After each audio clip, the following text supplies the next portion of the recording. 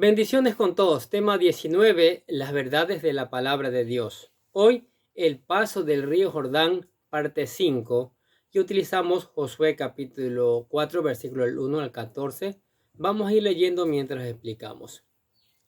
2. La segunda historia. En memoria. Como ya hemos dicho, esta segunda historia enfatiza el hecho de que 12 hombres tenían que sacar 12 piedras del lecho del río Jordán, del mismo lugar donde el arca del pacto había estado parada, llevarlas al lado occidental del río y erigirlas allí como un memorial. Ahora sí, vamos a leer Josué capítulo 4, versículo del 4 al 7. Dice: Entonces Josué llamó a los 12 hombres a los cuales él había designado de entre los hijos de Israel, uno de cada tribu, y les dijo Josué: Pasad delante del arca de Jehová vuestro Dios a la mitad del Jordán, y cada uno de vosotros tome una piedra sobre su hombro, conforme al número de las tribus de los hijos de Israel, para que esto sea señal entre vosotros. Y cuando vuestros hijos preguntaren a sus padres mañana, diciendo: ¿qué significan estas piedras?, les responderéis que las aguas del Jordán fueron divididas de delante del arca del pacto de Jehová cuando ella pasó el Jordán. Las aguas del Jordán se dividieron, y estas piedras servirán de monumento conmemorativo a los hijos de Israel para siempre. El paso del río Jordán fue un episodio histórico que no tendría que volverse a repetir, pero que, sin embargo, no debía olvidarse. De ahí que a las siguientes generaciones se les debía enseñar lo que pasó, con el fin de que tuvieran siempre fresco en la memoria que su entrada en la tierra prometida fue por medio de una intervención milagrosa de Dios. Esto era muy importante, porque si en algún momento llegaran a olvidarlo, podrían perder también la motivación para vivir santamente dentro del país, o llegarían a creer que por sus propias fuerzas y sagacidad habían logrado entrar en la tierra prometida, y que, por lo tanto, no había una diferencia esencial entre ellos y los cananeos de alrededor. Para evitar eso, los hijos de Israel debían levantar un monumento conmemorativo que sirviera parte para instruirles sobre lo que realmente había pasado y la deuda que tenían con Dios por todo ello. Esto nos predica a nosotros en esta dispensación una lección muy obvia. Cuando los pies de nuestro Señor Jesucristo se acercaban al Calvario, fue cuando Él tomó pan y vino y mandó a sus discípulos y a todas las sucesivas generaciones de creyentes que usáramos esos símbolos para recordar siempre cómo fuimos introducidos en nuestra herencia espiritual presente, sobre qué base estamos un día en nuestra herencia espiritual futura reservada en el cielo. Y ay de nosotros si nos olvidáramos de eso. Tengamos mucho cuidado. Por eso este asunto ha habido dos tendencias en la historia de la Iglesia. Durante muchos siglos, cierto sector del cristianismo convirtió la cena del Señor en un sacrificio, contradiciendo así la clara enseñanza de la Escritura que el sacrificio de Cristo se hizo una vez para siempre y ahora ya no hay lugar para más sacrificios. Podemos leerlo en Hebreos capítulo 10, versículo 18, que dice: En esa voluntad somos santificados mediante la ofrenda del cuerpo de Cristo, hecho una vez y para siempre. Y ciertamente todo sacerdote está día tras día ministrando y ofreciendo muchas veces los mismos sacrificios que nunca pueden quitar los pecados. Pero Cristo, habiendo ofrecido una vez para siempre un solo sacrificio por los pecados, se ha sentado a la diestra de Dios, de allí en adelante, esperando hasta que sus enemigos sean puestos por estrado de sus pies, porque con una sola ofrenda hizo perfectos para siempre a los santificados, y nos atestigua lo mismo el Espíritu Santo, porque después de haberlo dicho, este es el pacto que haré con ellos después de aquellos días, dice el Señor. Pondré mis leyes en sus corazones y en sus mentes las escribiré. Añade, y nunca más me acordaré de sus pecados y sus transgresiones, pues donde hay remisión de estos, no hay más ofrenda por el pecado. Qué maravillosa palabra. Observamos allí la lógica del argumento. Si nuestros pecados han sido perdonados completamente, entonces ya no hay necesidad de más ofrendas por el pecado. Detengámonos un momento en ese pasaje de Hebreos 10 para prestar atención a la palabra ofrenda, que aparece en el versículo 18 y que traduce prósfora. Este sustantivo tiene dos posibles significados. Puede referirse a la cosa ofrecida o al proceso de ofrecer algo. ¿Cuál de los dos significados se usa aquí? Si entendemos que se trata de la cosa ofrecida, entonces este versículo significa que Cristo ha presentado una ofrenda a nuestro favor por medio de su sacrificio en la cruz, haciendo innecesarias, por tanto, otras ofrendas.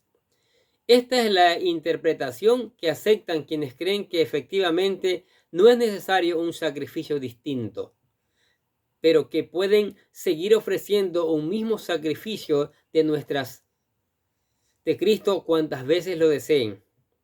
Pero al analizar el contexto, resulta evidente que este versículo no se está refiriendo a la cosa ofrecida, sino al proceso de ofrecer. Veamos el hilo del argumento. Desde el versículo 11 en adelante, está explicando cómo los sacerdotes del judaísmo tenían que estar de pie día tras día ofreciendo muchas veces los mismos sacrificios. Los sacrificios eran los mismos, pero el proceso de ofrendar se repetía sin cesar. Pero ahora, el Señor Jesucristo ha ofrecido un solo sacrificio por los pecados y se ha sentado, lo cual significa que el proceso de ofrendar se ha terminado. Además, el Espíritu Santo da testimonio del mismo hecho al recordarnos los términos del nuevo pacto, que establece que el Señor nunca más se acordará de nuestros pecados y transgresiones, pues donde hay perdón de pecados no es necesario continuar presentando ofrendas. Ahora bien, en el otro extremo hay otra tendencia dentro de la cristiandad que hay que vigilar. Como reacción en contra del sacramentismo, muchos han relegado la cena del Señor a un lugar insignificante dentro de sus servicios religiosos.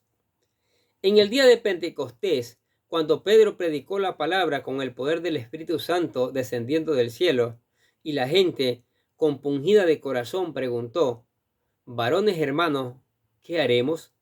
Pedro contestó que se tenían que arrepentir y bautizar. Ahora, imaginemos que en ese momento se acerca a un joven y le dice a Pedro privadamente: «Yo sí creo en el Señor Jesucristo, pero no me puedo bautizar porque mi padre es miembro del Sanedrín, y esto sería socialmente inaceptable.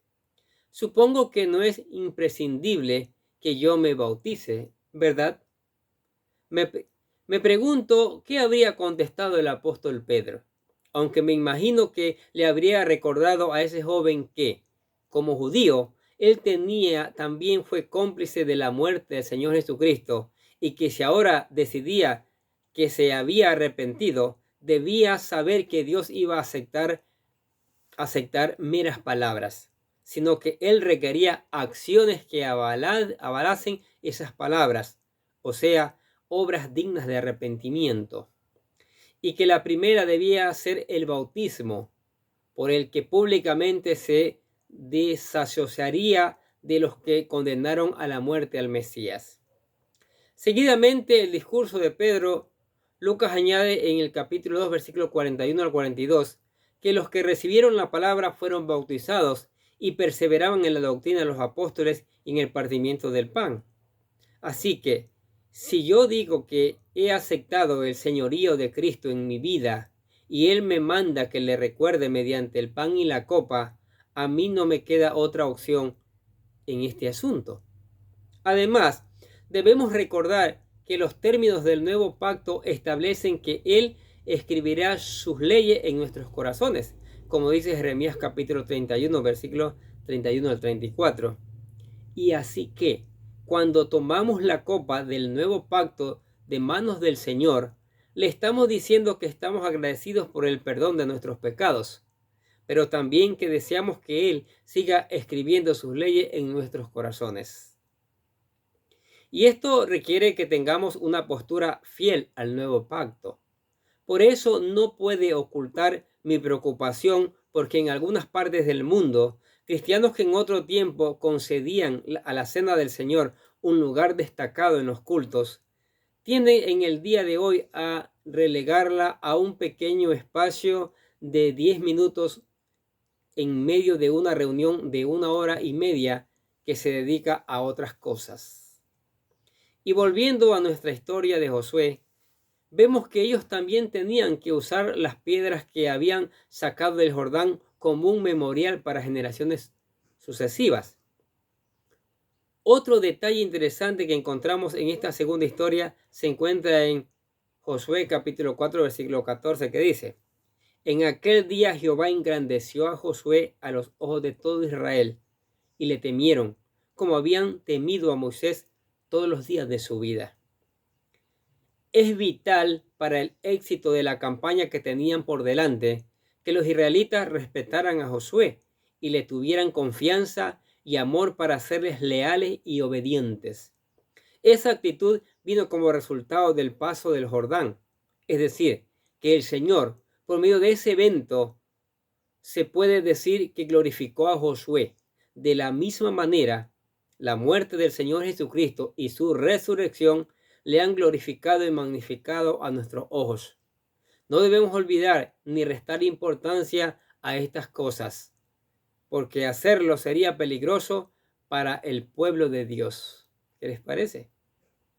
Por último, en esta segunda historia encontramos que Josué levantó 12 piedras en medio del Jordán en lugar en donde estuvieron los pies de los sacerdotes que llevaban el arca.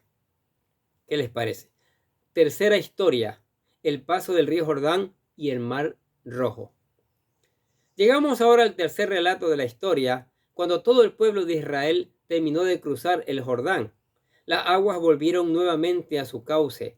Entonces Dios mandó a los israelitas que enseñaran a sus hijos la similitud entre el paso del Jordán y el mar Rojo. Este detalle es interesante porque la historia de la salvación del pueblo de Israel estaba enmarcada entre estos dos incidentes. Uno al comienzo, cuando salieron de la esclavitud de Egipto y fueron liberados del poder del faraón, y el otro al final, cuando entraron en su herencia. Los dos momentos son necesarios para completar el cuadro: salir de la esclavitud y entrar en la herencia. Interesante, ¿no es cierto? Esta doble faceta nos recuerda el bautismo. El Nuevo Testamento nos dice en 1 Corintios capítulo 10 versículo 2 que los israelitas fueron bautizados por Moisés en la nube y en las aguas del mar Rojo, siendo así liberados del poder del faraón. Esta es la parte negativa de nuestra salvación. Somos salvos de la ira de Dios, del poder del diablo, redimidos de la maldición de la ley por medio de la fe en Cristo. Pero el bautismo es también símbolo de la resurrección, del nacimiento a una nueva vida. De la misma forma que el paso del río Jordán subraya el hecho maravilloso de que, al salir a la otra orilla, entrarán en su herencia, en su nueva vida. Muchos pensadores cristianos han usado el paso del río Jordán como un símbolo de nuestra muerte física y nuestra entrada en la herencia celestial. Está bien tomarlo así y recordar que en esos momentos la presencia del Señor estará con nosotros hasta que hayamos pasado felizmente al otro lado. Pero creo que aquí tenemos algo más que eso. ¿Y qué? Igual que nos enseña nuestro propio bautismo, el paso del Jordán alude a una resurrección simbólica para andar en vida nueva en la tierra y poder entrar ya a las grandes realidades de nuestra hermosa herencia espiritual. ¿Qué les parecen estas maravillosas verdades de la palabra de Dios? Lo que significa también el paso del río Jordán, ¿sí? Nuestro bautismo, que morimos y resucitamos, ¿sí? Que lo recordamos en la Santa Cena. ¡Qué maravilloso! Si usted está escuchando esta palabra y necesita aceptar a Cristo, es muy fácil. Reconocer que ha pecado, reconocer que necesita un Salvador. Nosotros aquí le presentamos lo que le llamamos la oración de fe para ayudarle en esta tarea. Dice así, repítela con todo su corazón.